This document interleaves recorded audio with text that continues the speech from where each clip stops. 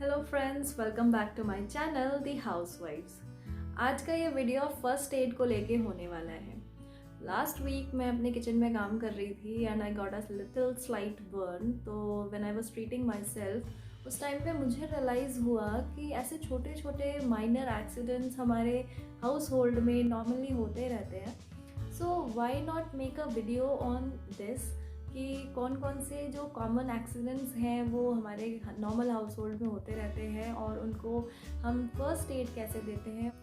And अगर आप इससे रिलेटेड कुछ भी शेयर करना चाहते हो तो प्लीज़ कमेंट सेक्शन में मुझे ज़रूर से बताइएगा। And if you like the video please like the video and subscribe the channel. मैं इस वीडियो में 5 ऐसे कॉमन एक्सीडेंट्स के बारे में बात करने वाली हूँ जो हमारे हाउस होल्ड में बिल्कुल नॉर्मल है एंड उनके फर्स्ट एड के बारे में आपसे शेयर करूँगी कुछ टिप्स। सबसे पहला कॉमन एक्सीडेंट है वो है बर्न्स यानी कि जलना, और इसके तो सबसे ज़्यादा विक्टिम्स शायद हम ही लोग होते हैं। तो हमें क्या करना है, सबसे पहले हमें उस इंजरी को इंस्पेक्ट करना है कि इतना ज़्यादा डैमेज तो नहीं है। अगर ज़्यादा डैमेज है या थोड़ा ज़्यादा बर्न हुआ है तो हम उसको फैमिली मेम्बर को या अपने आप को हम डॉक्टर से कंसल्ट ज़रूर करें।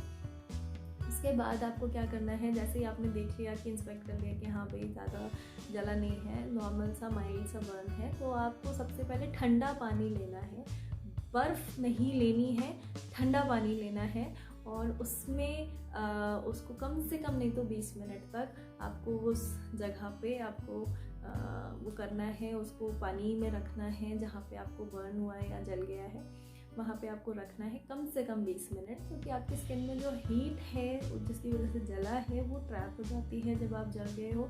तो अगर वो हीट अंदर ही ट्रैप रह गई तो इन्फेक्शन बढ़ सकता है या इन्फेक्शन कॉज हो सकता है और वो बढ़ सकता है। तो आपको क्या करना है, एटलीस्ट 15 से 20 मिनट आपको पानी में, ठंडे पानी में डाल के रखना है जहाँ पे आपको इंजरी हुई है बर्न से।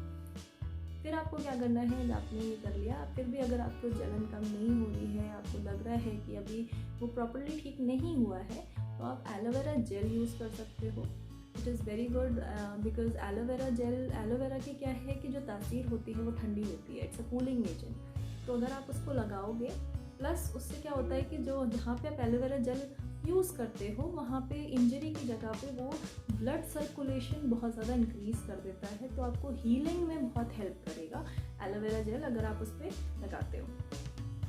आप हनी का यूज़ कर सकते हैं, तो जलन को, पेन को कम कर देगा हनी। अगर आपने अप्लाई किया है इंजरी, जहाँ पे बर्न से इंजरी हुई है उसकी जगह पे अप्लाई किया है, तो वहाँ पे आपको हेल्प करेगा हीलिंग प्रोसेस में जल्दी हील होने के लिए। फिर अगर बहुत ही माइल्ड सी, बहुत ही हल्की सी जलन है या कुछ भी है, तो आप एक एंटी बैक्टीरियल ऑइंटमेंट भी यूज़ कर सकते हो। सो नेक्स्ट जो हमारा कॉमन एक्सीडेंट है वो मेरी लिस्ट में वो है स्क्रैचेस एंड कट्स। और जब हमारे लव्ड वंस के चोट लगती है उस टाइम पे अगर, और उसमें उस पर अगर उनके खून आ रहा होता है तो हमारे लिए पैनिक होना नॉर्मल सी बात है, कि ऑब्वियस सी बात है कि पैनिक हो जाते हैं।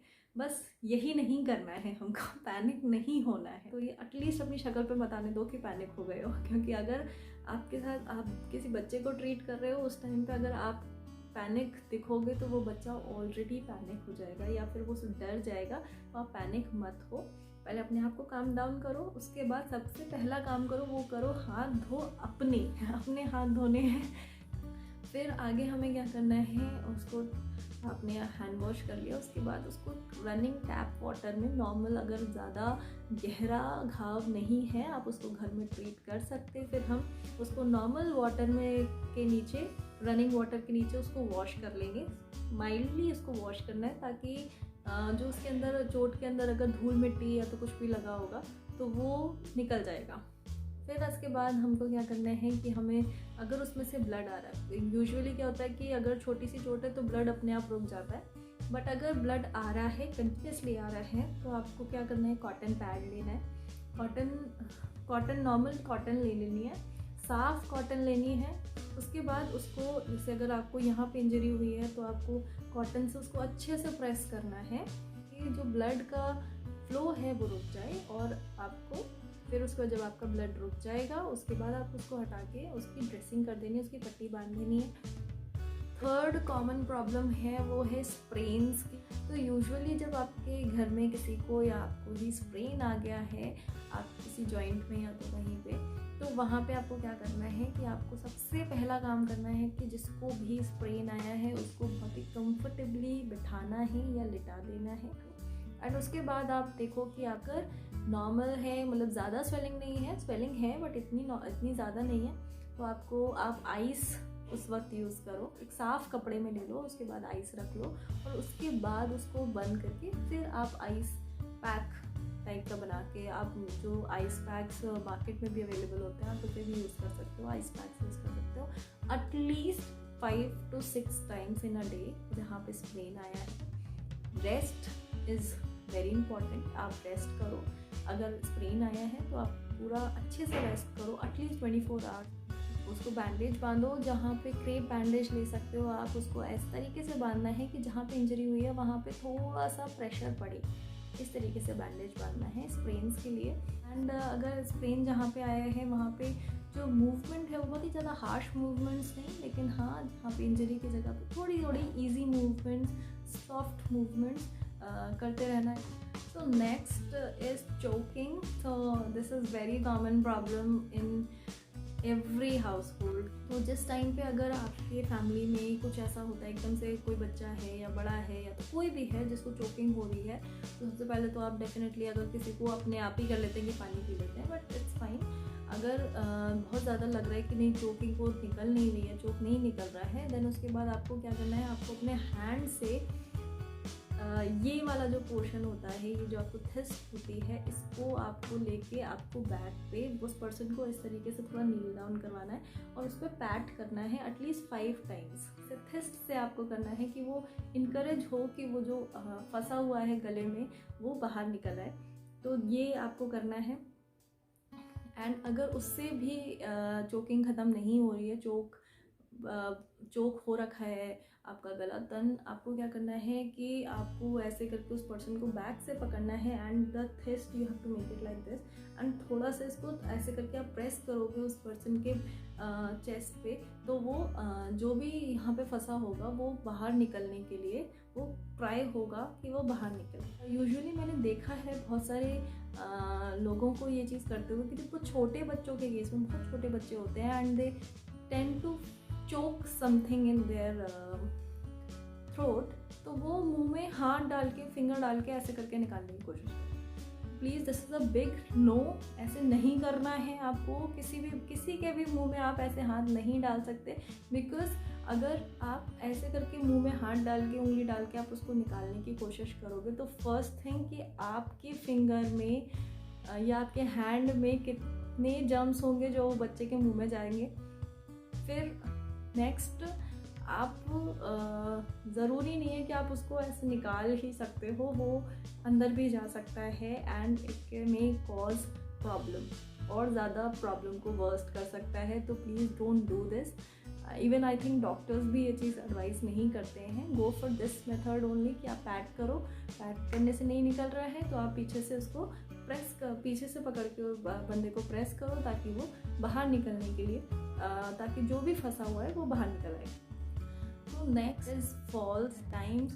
जो फॉल्स आर लाइक बहुत डेंजरस हो सकते हैं। It can lead to fractures, it can lead to many things जो बहुत ही वर्स्ट कर सकती है सिचुएशंस को। फर्स्टली क्या करना है कि सबसे पहले उसको काम डाउन करना है, जो फॉल हुआ है उसको सबसे पहले आपको इनकरेज करना है ये देखने के लिए कि सारे जो जॉइंट्स हैं they are working, they should move it like that. ऐसे ही पैरों के साथ भी दे शुड मूव इट, कि मूव करके देखना है सारे जॉइंट्स दे आर फाइन, कि कहीं पे इंटरनल इंजरी तो नहीं हुई है। अगर इंटरनल इंजरी कोई हुई होगी तो उनको वहाँ पे पेन महसूस होगा, तो ये चीज़ आपको देखनी है। और उसके बाद आपको स्लोली उनको उठाना है एंड कंफर्टेबली बिठाना है किसी कंफर्टेबल जगह पे, बेड पे, चेयर पे, जहाँ पे भी आप उनको कंफर्टेबल करो।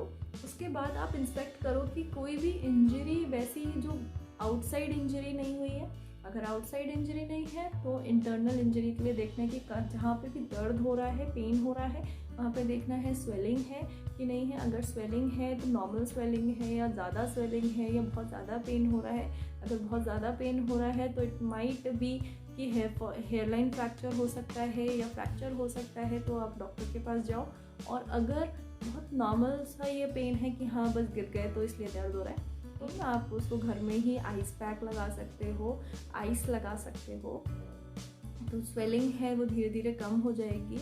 आप जो पेन रिलीवर ऑइंटमेंट्स आते हैं वो यूज़ कर सकते हो फॉर दैट। बट अगर इंटरनल इंजरी लग रही है, अगर लग रहा है कि 6-7 घंटे बाद भी पेन रिलीवर्स ऑइंटमेंट यूज़ करने के बाद और अगर आइस यूज़ करने के बाद भी वो स्वेलिंग कम नहीं हो रही है और पेन अनबेरेबल हो रहा है और पेन बहुत ज़्यादा है, तो please go to the doctor से कंसल्ट करिए, एक बार एक्सरे करा लीजिए। क्योंकि फॉल्स इट माइट हैपन कि आपको लग रहा है कि हम बहुत स्लोली गिरे थे बट फ्रैक्चर हो सकता है। तो अगर आपका पेन या तो आपको इंजरी जो है आपको लग रहा है कि कहीं ना कहीं इट इज़ नॉट हीलिंग, तो आप प्लीज़ डॉक्टर से कंसल्ट करिए।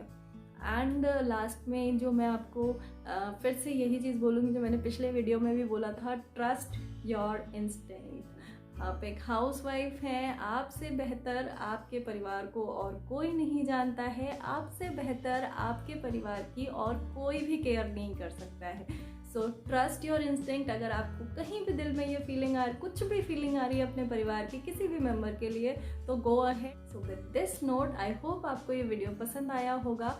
सो hit the like button and subscribe the channel.